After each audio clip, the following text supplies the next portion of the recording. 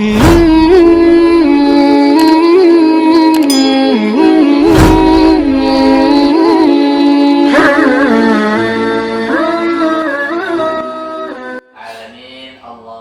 sholli ala sayyidina Muhammad wa ala ali sayyidina Muhammad, amma ba'du.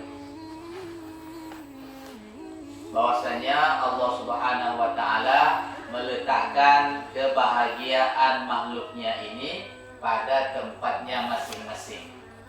Misalnya kebahagiaan burung. Allah Subhanahu wa taala meletakkan kebahagiaan burung itu di alam yang bebas, alam terbuka. Misalnya ada orang yang berbaik hati, Bang Hasibuan, nangkap burung tersebut, kemudian diletakkan di dalam sangkar yang paling bagus. Fasilitasnya fasilitas nomor 1 diberikan untuk burung tersebut. Namun burung tersebut gak akan bahagia. Karena apa? Karena kebahagiaan burung itu di alam yang bebas. Begitu juga misalnya cacing. Kebahagiaannya ini Allah Subhanahu wa taala letakkan di dalam tanah. Kalau dia coba-coba mau keluar tanah, maka dia akan merasakan panasnya dari matahari. Kalau ada ayam bisa-bisa dipatok cacing tersebut. Artinya apa? Gak ada kebahagiaan kalau dia cari di luar tanah, karena kebahagiaannya itu diletakkan di dalam tanah oleh Allah. Begitu juga dengan ikan. Allah Subhanahu wa taala letakkan kebahagiaan ikan itu di dalam air. Kalau ikan itu coba-coba cari kebahagiaan di luar air, misalnya dia main ke pinggir, maka datang Bang Purwono, dipancingnya ikan tersebut. Setelah dipancing, dibawa pulang ke rumah, dipesiang dulu, kemudian digoreng, dagingnya dimakan, kemudian kalau ada sisa tulangnya dikasih ke kucing. Ini kalau ikan coba-coba cari kebahagiaan di luar air, di darat lah kalau bahasa kita, maka dia nggak akan mendapatkan kebahagiaan. Begitu juga dengan manusia.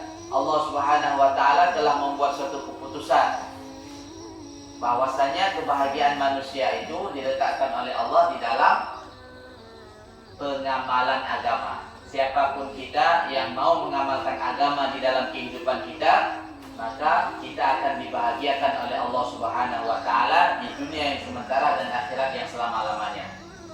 Sahabat Nabi namanya Ammar bin Jamuh. Beliau ini adalah seorang sahabat yang cacat. Akan tetapi dalam kehidupannya dia mengamalkan agama, apa yang diajarkan oleh Nabi dia ikut. Maka dimuliakan oleh Allah Subhanahu wa taala. Allah ridha kepada Ammar bin Jamuh meskipun dia seorang yang cacat dan orang yang tidak mampu dari segi materi. Abdurrahman bin Auf, orang yang paling kaya di kalangan sahabat, dimuliakan oleh Allah disebabkan apa? Dia mau mengamalkan agama dalam kehidupannya sehari-hari. Intinya apa? Intinya orang yang mau mengamalkan agama di dalam kehidupan sehari-hari, maka dimuliakan Allah. Apa itu agama? Agama adalah perintah Allah Subhanahu wa taala yang dijalankan dengan cara yang telah diajarkan oleh Rasulullah sallallahu alaihi wasallam. Jadi harta, jabatan ataupun kekuasaan ini bukan tolok ukur daripada kebahagiaan ataupun kesuksesan. Akan tetapi tolok ukur daripada kesuksesan ataupun kebahagiaan yaitu sejauh mana kita mengikut kemauan Allah Subhanahu wa taala, yaitu sejauh mana dalam kehidupan kita sehari-hari mewujudkan cara hidup Rasulullah sallallahu alaihi wasallam.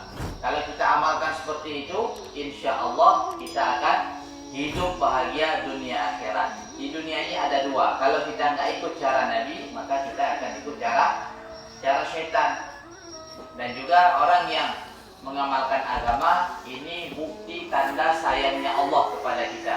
Sesibuk mana kita dengan agama, maka sejauh itu Allah Subhanahu wa taala sayang kepada kita. Jadi jangan takut kalau kita ini disibukkan dengan perkara agama sehingga untuk buat perkara-perkara lain ini waktunya cuma sedikit. Gak usah takut, karena apa? Itu tanda Allah sayang kepada kita. Kita ini harus takut apabila dalam keseharian kita ataupun hidup hari-hari kita disibukkan dengan perkara-perkara yang lain di luar agama. Ini tanda Allah nggak sayang. Kalau Allah nggak sayang sama kita disibukkan dengan kantor kita, disibukkan dengan pertanian, disibukkan dengan perkara-perkara yang lain. Tanda Allah sayang sama kita disibukkan dengan perkara agama. Jadi kalau Allah sudah sibukkan kita dengan perkara agama, berarti kita orang yang dimuliakan sama Allah. Karena apa? Suatu kaidah mengatakan sesuatu perkara yang ada kaitannya dengan agama maka akan dimuliakan oleh Allah Subhanahu wa taala. Keramik masjid sama keramik di rumah kita ataupun keramik di pasar itu beda. Kalau keramik di masjid kita masuk harus buka sendal, kemudian sholat tahiyatul masjid, dimuliakan sama Allah. Nggak boleh masuk dengan sepatu sembarangan, nggak boleh. Tapi kalau keramik yang ada di jalanan, di pasar, dipajak-pajakkan itu kan keramik terkadang ya, kotoran pun bau-bau, nggak ada masalah ya. Karena apa? Karena dia nggak ada hubungannya dengan agama, nggak dimuliakan sama Allah. Nah, kertas itu juga, kertas Al-Quran dengan kertas biasa hari ini sama. Tapi kenapa Al-Quran dan kalau kita pegang harus dengan tangan kanan, kita taruh di tempat yang tinggi? Karena kertas tersebut sudah ada kaitannya dengan agama, dimuliakan sama Allah.